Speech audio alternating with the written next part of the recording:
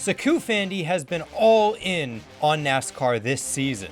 The pinnacle of that will be reached this weekend when COOFANDY will sponsor the Joe Gibbs Racing number 20 car of Christopher Bell as he looks to lock himself into the championship 4. As for myself, you can see that my closet is filled with summer wear. It was time for me to lock in on finding some awesome fall apparel. COOFANDY supplied me with a pair of their nice waffle hooded sweatshirts. What I like about these hoodies is that the texture is just so nice and stylish while at the same time being comfortable. I also like that COOFANDY's clothing isn't big and bulky like you see with other winter wear.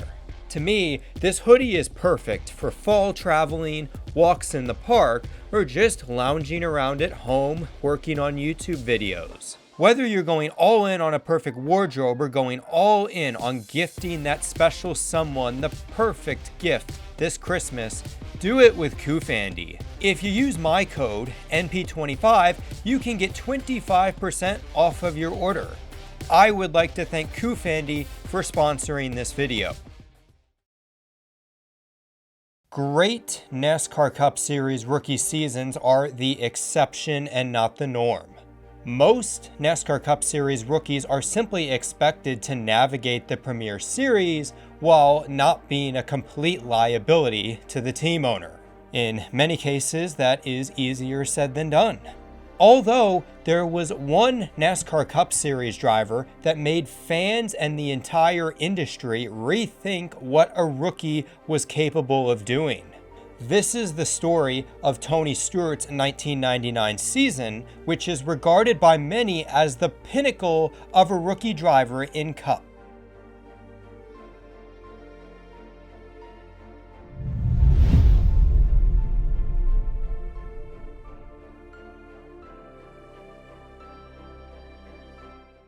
So this rookie sensation story begins in the 1990s when Joe Gibbs Racing looked radically different. In this time period, Joe Gibbs was methodically planning his NASCAR domination in a similar way to how he dominated the NFL as a coach. For 1999, Joe Gibbs Racing's Huntersville, North Carolina shop was expanded to meet the demands of NASCAR as well as NHRA. Meanwhile, the Home Depot was a growing retail chain that wanted to join the hot commodity known as NASCAR in the 1990s. In order to rival Lowe's, the Home Depot not only became the official home improvement warehouse of NASCAR, but they would also delve into team sponsorship. The Home Depot would sponsor every single race for the brand new number 20 team. Now, with all the resources and all of the effort going into this team, you need a driver that is going to make you look great on Sundays.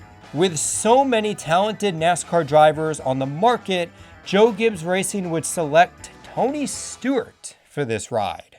This was an interesting driver choice considering that Tony Stewart did not have the typical NASCAR driver trajectory. Tony Stewart's racing roots were an open wheel.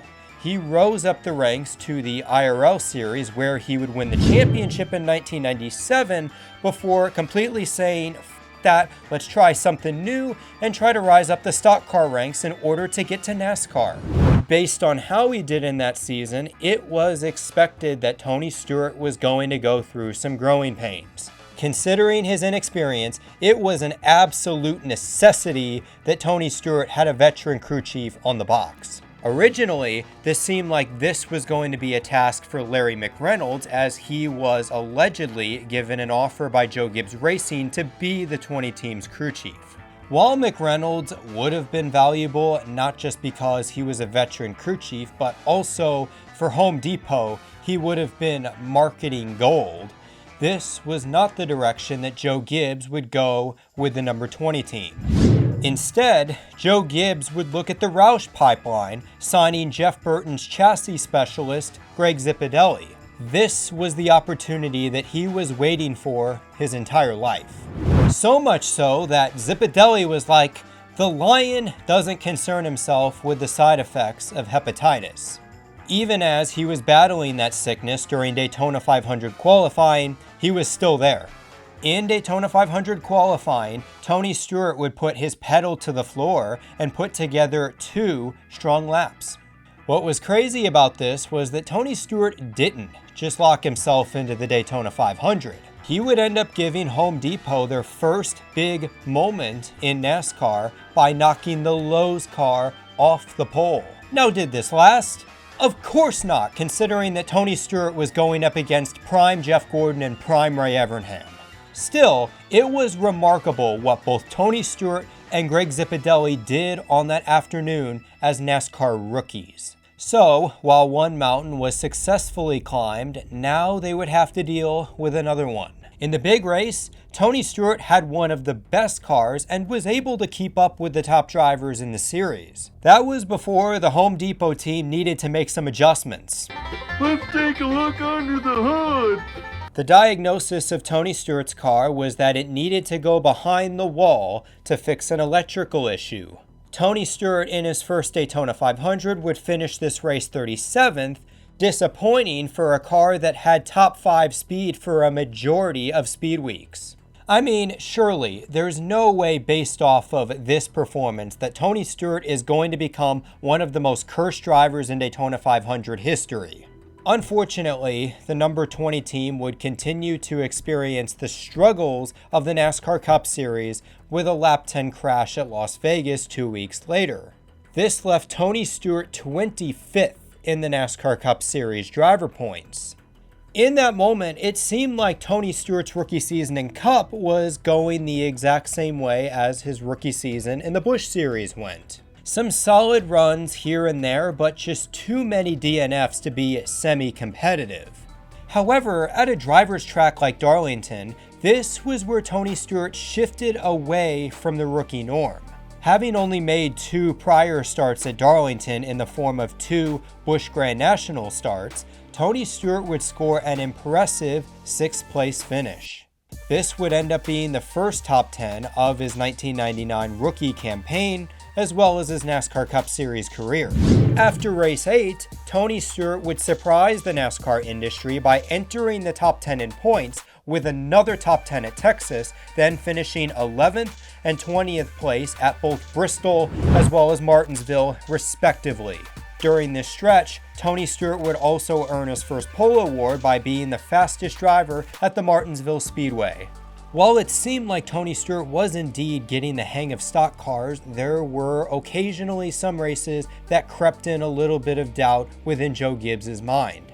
One of those races was Talladega, where Tony Stewart made a bunch of questionable decisions. The biggest one was when he and Mike Skinner caused a big wreck that ended the chances of victory for championship favorites Rusty Wallace and Jeff Gordon. Now, despite Tony Stewart and Mike Skinner being home improvement rivals, the two still chatted after the race like they were good buddies. Tony Stewart would end up finishing this race with his first ever top 5 finish. Tony Stewart had climbed up to 7th in the NASCAR Cup Series standings, entering the No Bull 25, where in race 2, Tony Stewart would win to advance to the main event, the Winston. In the main event, Tony Stewart wouldn't just be a driver to fill out the field, as he had one of the best cars in this race. Greg Zipadelli would also do a phenomenal job with strategy, giving Tony Stewart the track position, and on that ensuing restart, Tony Stewart would pull ahead of Jeff Gordon. Unfortunately, Tony Stewart would have to settle for second place, as Terry Labonte on that night showed why he is as tough as iron. In the month of May, Tony Stewart not only accrued all of the money from finishing second in the Winston, but also a ton of Southwest flying points. This was mainly because Tony Stewart would double down during Memorial Day weekend by running the Indy 500 and the Coca-Cola 600 on the same day. Stewart would end up successfully completing 1,100 racing miles and earned top 10 finishes in both events. This included a charge from the 43rd starting position in Charlotte due to Tony Stewart missing driver introductions flying back from Indy. This performance in such a crown jewel race would also grant Tony Stewart the honor to compete for the No Bull 5 bonus in the Southern 500. So to carry the momentum, Tony Stewart would do some testing throughout the summer at tracks like Pocono, Rockingham, and Sonoma.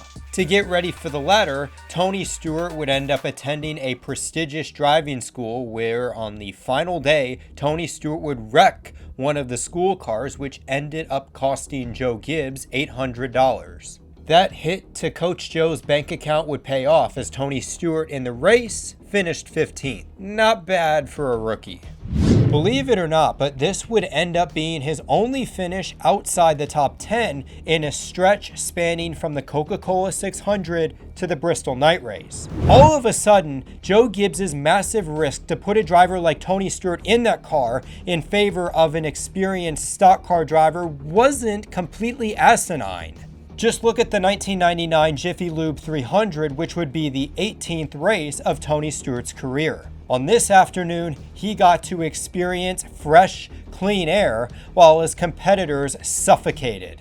With well over 100 laps as the leader and the laps winding down, Tony Stewart was just laps away from winning his first ever NASCAR Cup Series race as a rookie. Unfortunately, unlike my second channel, which you guys should definitely check out, Tony Stewart's fuel cell wasn't full. He's in trouble. Stewart has run out of fuel. Hey, Stewart going back and forth. If there is a silver lining, the team was able to get the car gassed up and pushed back onto the track, solidifying the number 20 team a top 10 finish. This was the second race in a string of many where Tony Stewart would end up finishing in the top 10. Daytona the week before, he was 6th. Pocono, 4th. Indianapolis, racing in front of his hometown fans for the first time as a NASCAR Cup Series driver, he finished 7th. The twists and turns of Watkins Glen, he was 6th. Then at Michigan, he would score at the time a career best 3rd place finish.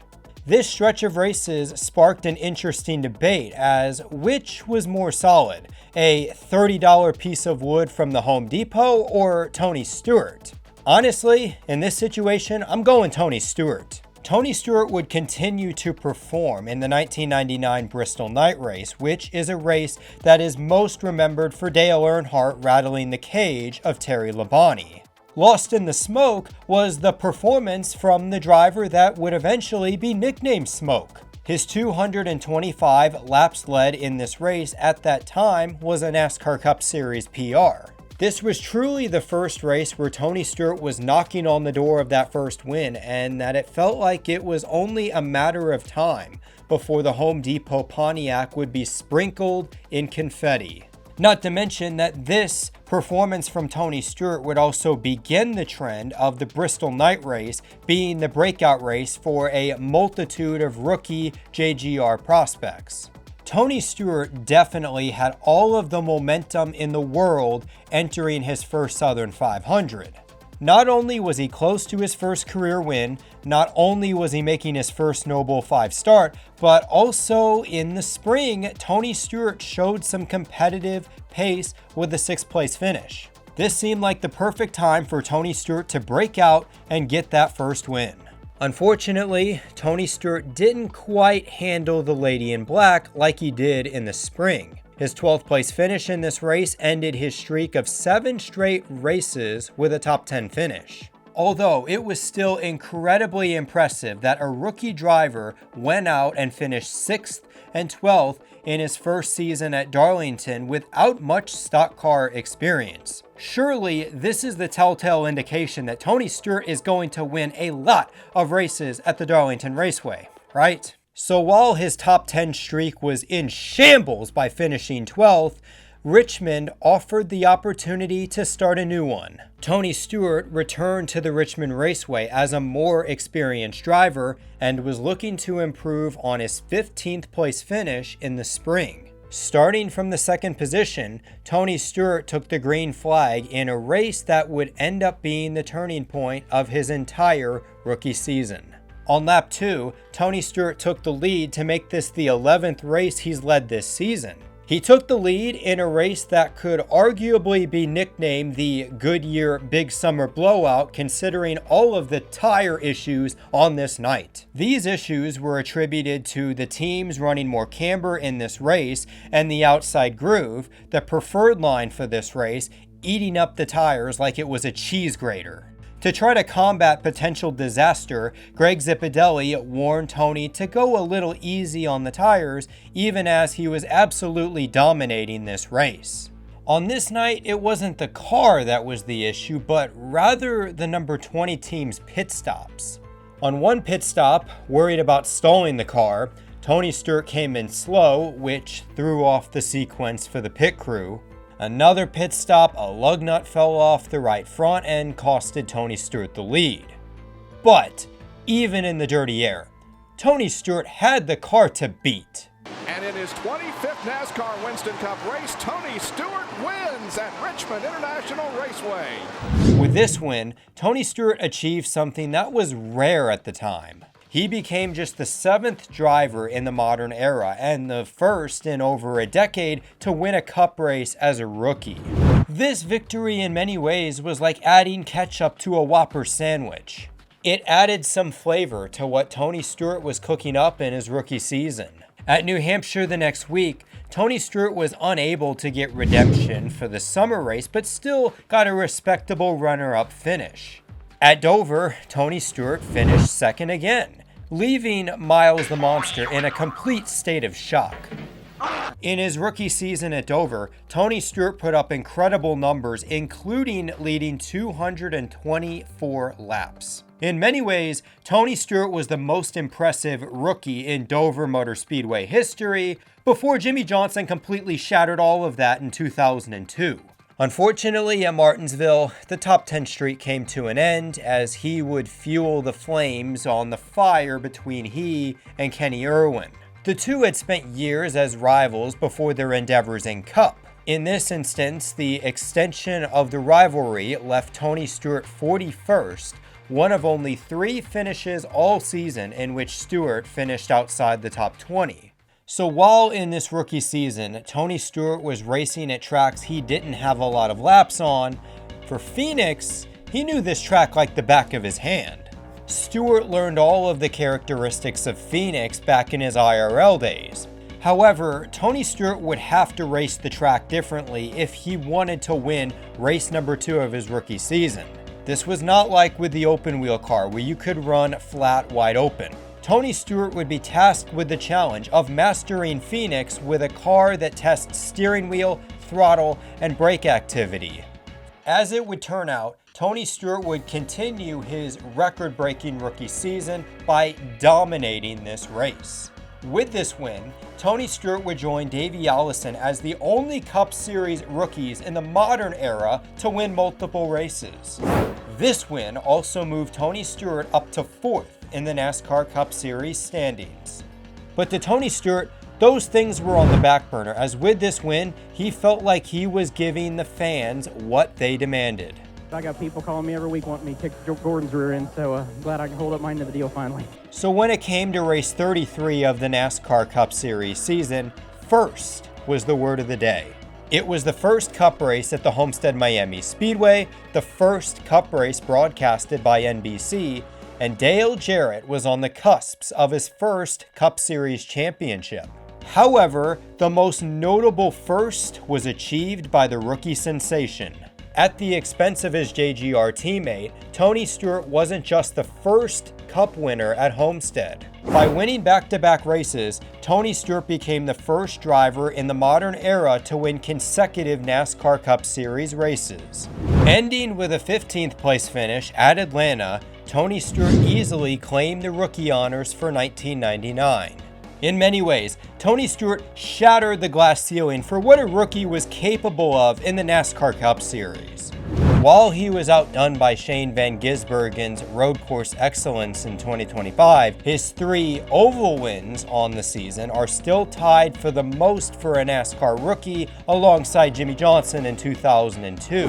In addition, when you compare Tony Stewart's statistics for this season against the greatest rookie seasons like Dale Earnhardt 1979, Jimmy Johnson 2002, and Denny Hamlin 2006, Tony Stewart easily clears in all categories except the final points rank.